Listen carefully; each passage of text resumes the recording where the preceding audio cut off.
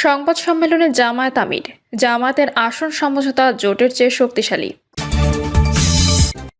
এদিকে ঢাকা ১৭ আসনে তারেক রহমানের মনোনয়নপত্র জমা। জানাবো তারেক নাহিদের হাতে কি ভবিষ্যৎ। তারেক রহমানের দেশে ফেরার পর ভোটের অঙ্ক নতুন করে সাজাতে হচ্ছে এনসিপিকে। কারণ বাজারে চাঁদাবাজি বিরোধী মানববন্ধনে হামলা। এবং সর্বশেষ জানাবো খালেদা জিয়ার আসনগুলোতে মনোনয়ন জমা দিচ্ছেন বিকল্প প্রার্থীরাও। দর্শক শুনছিলেন সংবাদ শিরোনাম, এবার জানিয়ে দিব বিস্তারিত সংবাদ। তবে তার আগে অনুরোধ থাকবে ভিডিওটিতে একটি লাইক দিন এবং ভিডিও সম্পর্কে আপনাদের গুরুত্বপূর্ণ মতামত কমেন্ট করে জানিয়ে দিন। সংবাদ সম্মেলনে জামায়াত আমির, জামাতের আসন সমঝোতা জোটের চেয়েও শক্তিশালী। বাংলাদেশ জামাত ইসলামীর আমির ডক্টর শফিকুর রহমান বলেছেন, সবাই মিলে আমরা একটি ভালো নির্বাচন করতে চাই। সাংবাদিকদের এক প্রশ্নের জবাবে জামায়াত আমির বলেন, এই জোট শুধু নির্বাচনী নয়, এটি রাজনৈতিক আন্দোলন ও দেশ গঠনের জোট। জাতীয় স্বার্থে ও জাতীয় শীতে ভবিষ্যতেও দলগুলো একসঙ্গে কর্মসূচি পালন করবে বলে জানান তিনি। শেষে তিনি সাংবাদিকদের সহযোগিতা ও উপস্থিতির জন্য ধন্যবাদ জানিয়ে বলেন, জাতীয় স্বার্থে আমরা জোটের চেয়ে ঐক্যবদ্ধ। জামায়াত আমির বলেন, আরও অনেকের আগ্রহ থাকা সত্ত্বেও তাদের জোটে যুক্ত করা যায়নি। জোটের সমঝোতা চূড়ান্ত হয়েছে। আসন সমঝোতা প্রায় শেষ হয়েছে। মনোনয়নপত্র দাখিলের পর আসন বন্টন চূড়ান্ত হবে। ন্যায্যতার ভিত্তিতে আসন তুলে দেওয়া হবে। ঢাকা ১৭ আসনে তারেক রহমানের মনোনয়নপত্র জমা। আগামী ১২ ফেব্রুয়ারি অনুষ্ঠিত হতে যাওয়া ত্রয়োদশ জাতীয় সংসদ নির্বাচনে ঢাকা ১৭ আসন থেকে নির্বাচন করবেন বিএনপির ভারপ্রাপ্ত চেয়ারম্যান তারেক রহমান। এই আসনে প্রার্থী হতে তার পক্ষে মনোনয়নপত্র জমা দেওয়া হয়েছে।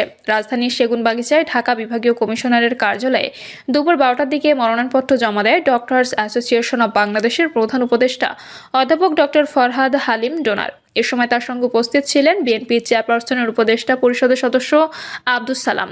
ক্রীড়া বিষয়ক সম্পাদক আমিনুল হক বলেন, ঢাকা ১৭ থেকে ভারপ্রাপ্ত চেয়ারম্যানের পক্ষে মনোনয়ন জমা দিয়ে এসেছি আমরা। তারেক নাহিদের হাতে কি ভবিষ্যৎ। তারেক রহমানের দেশে ফেরার পর ভোটের অঙ্ক নতুন করে সাজাতে হচ্ছে এনসিপিকে। লন্ডনে দীর্ঘ ১৭ বছর নির্বাসিত জীবন কাটিয়ে দেশে ফিরেছেন বিএনপির ভারপ্রাপ্ত চেয়ারম্যান তারেক রহমান। গেল ২৫শে ডিসেম্বর তার দেশে ফেরার পর রাজনীতিতে নতুন আশার সঞ্চার হয়েছে। অন্যদিকে আগামী ত্রয়োদশ জাতীয় সংসদ নির্বাচনকে সামনে রেখে বাংলাদেশ জামায়াত ইসলামের সঙ্গে জোটবদ্ধ হতে যাচ্ছে নতুন দল জাতীয় নাগরিক পার্টি। এমন আলোচনায় রাজনৈতিক অঙ্গনের সম্ভাবনা, জোটের অঙ্ক এবং নেতৃত্বের ভবিষ্যৎ আরও স্পষ্ট হচ্ছে। হয়তো তারেক রহমান ও নাহিদ ইসলামকে ঘিরেই ভোটের সমীকরণ বদলে যেতে পারে। তারেক রহমানের দেশে ফেরা কার্যক্রম নিষিদ্ধ। আওয়ামী লীগের অনুপস্থিতিতে বিএনপির বর্তমানে দেশের সবচেয়ে বড় ও সংগঠিত রাজনৈতিক দল। তারেক রহমানের দেশে ফেরা দলটিকে সাংগঠনিকভাবে তো বটেই, মনস্তাত্ত্বিকভাবেও আরও শক্তিশালী করেছে। ত্রয়োদশ জাতীয় সংসদ নির্বাচনে তারেক রহমান বগুড়া ৬ ও ঢাকা ১৭ আসন থেকে প্রতিদ্বন্দ্বিতা করবেন।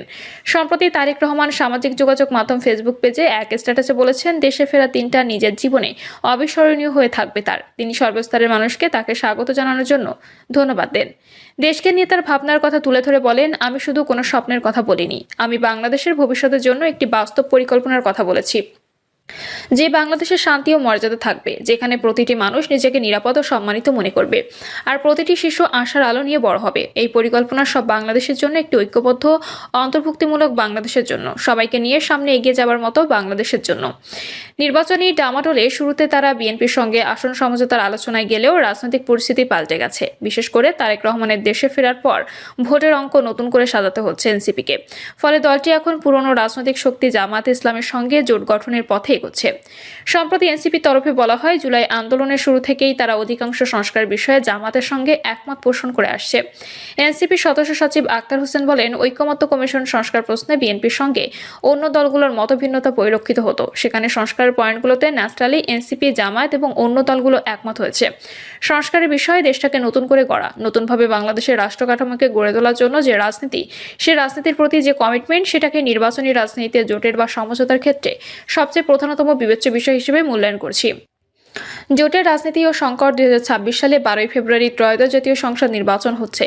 সুতরাং জোটের সিদ্ধান্ত নেওয়ার সময়ও খুব কম। অনেকে জামাতের সঙ্গে এনসিপি জোটকে গুরুত্বপূর্ণ মনে করলেও এনসিপি জামাতের সঙ্গে জোটে যাওয়ার সিদ্ধান্তে দলটির অনেক নেতারই আপত্তি রয়েছে। এর মাঝে দলের সিনিয়র যুগ্ম মহাসচিব ডক্টর তাসনিম জারা পদত্যাগ করেছেন। এছাড়া জোট নিয়ে আপত্তি জানিয়ে দলটির কেন্দ্রীয় কমিটির ৩০ নেতা আহ্বায়ক মোহাম্মদ নাহিদ ইসলামকে চিঠি দিয়েছেন। অনেকে সম্ভাবনার কথা বলেছেন। তারেক রহমানের দেশে ফেরা নিয়ে আন্তর্জাতিক বিভিন্ন গণমাধ্যম তাকে সম্ভাব্য প্রধানমন্ত্রী উল্লেখ করে সংবাদ প্রকাশ করে। একদিকে অভিজ্ঞ, আন্তর্জাতিকভাবে পরিচিত তারেক রহমান, অন্যদিকে আন্দোলন থেকে উঠে আসা তরুণ নেতৃত্বের প্রতীক নাহিদ ইসলাম। যদি জামাত এনসিপি জোট বাস্তবায়িত হয় তবে নাহিদ ইসলাম হতে পারেন সেই জোটের মুখপাত্র। এমনকি ভোটের মাঠে তিনি বিরোধী দলীয় নেতার ভূমিকাতে উঠে আসতে পারেন। রাজনৈতিক আলোচনা চাওয়ার হচ্ছে আগামী দিনের বাংলাদেশের নেতৃত্ব কার হাতে যাবে। সেক্ষেত্রে ক্ষমতায় বিএনপি গেলে তারেক রহমান প্রধানমন্ত্রী এবং সংসদে শক্তিশালী বিরোধী অবস্থানে নাহিদ ইসলাম।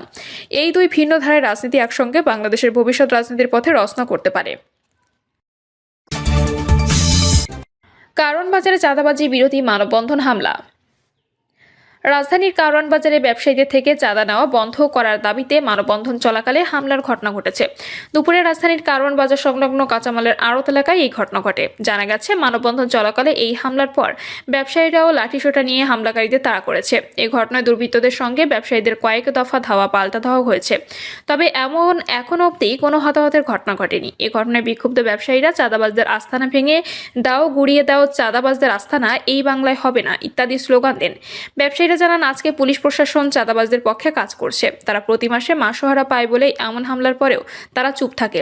কারওয়ান বাজারের এক ব্যবসায়ী বলেন, আমরা চাঁদাবাজি বন্ধের বিরুদ্ধে শান্তিপূর্ণভাবে মানববন্ধন করতেছিলাম, কিন্তু হঠাৎ করে আমাদের উপর হামলা করা হয়। পাশেই পুলিশের সদস্য ছিল, তবুও কিভাবে তারা এই হামলা করতে পারে আমরা জানতে চাই।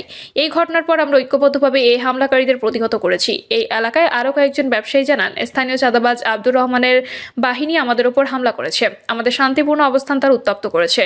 আমরা এই হামলার তীব্র নিন্দা জানাই। এ ঘটনায় দায়িত্বপ্রাপ্ত এক পুলিশ কর্মকর্তা বলেন, আমি বিষয়টি অবগত হয়েছি। আপনারা এজাহার দিলে এই বিষয়ে মামলা হবে। এখানে কোনোভাবেই বিশৃঙ্খলা করা যাবে না। খালেদা জিয়ার আসনগুলোতে মনোনয়ন জমা দিচ্ছেন বিকল্প প্রার্থীরাও। হাসপাতালে চিকিৎসাধীন বিএনপি চেয়ারপারসন খালেদা জিয়ার জন্য ফেনী 1, বগুড়া 7 ও দিনাজপুর 3 আসন থেকে তার জন্য মনোনয়ন সংগ্রহ করা হয়েছিল। আজ এই 3 আসনে তার পক্ষ থেকে মনোনয়ন জমা দেওয়া হবে। তবে কোনো কারণে বিএনপি চেয়ারপারসন নির্বাচনে অংশ নিতে না পারলে তার জন্য এসব আসনে বিকল্প প্রার্থীও রাখা হচ্ছে। নির্বাচন কমিশনের ঘোষিত তফসিলের প্রজ্ঞাপন অনুযায়ী আজ 29শে ডিসেম্বর জাতীয় সংসদ নির্বাচনে অংশগ্রহণ ইচ্ছুক প্রার্থীদের মনোনয়নপত্র দাখিলের শেষ দিন। ফেনী 1 আসনে বেগম খালেদা জিয়ার মনোনয়নপত্র জমা দেবেন ঢাকা মহানগর দক্ষিণ বিএনপির আহ্বায়ক রফিকুল আলম মজনু। খালেদা জিয়ার পাশাপাশি এই আসন থেকে নিজের জন্য মনোনয়নপত্র সংগ্রহ করেছে মজনু।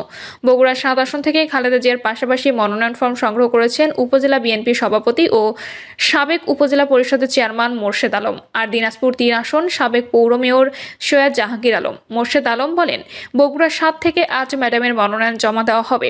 ম্যাডামের সাপোর্টিং হিসেবে আমাকে মনোনয়নপত্র সংগ্রহ করতে বলা হয়েছিল। ম্যাডামের পাশাপাশি আমার মনোনয়ন জমা দিচ্ছি। প্রিয় দর্শক, এই ছিল এখনকার সর্বশেষ সংবাদ। আপডেট সব সংবাদ পেতে চ্যানেলটি সাবস্ক্রাইব করে বেল আইকনটি ক্লিক করে রাখুন।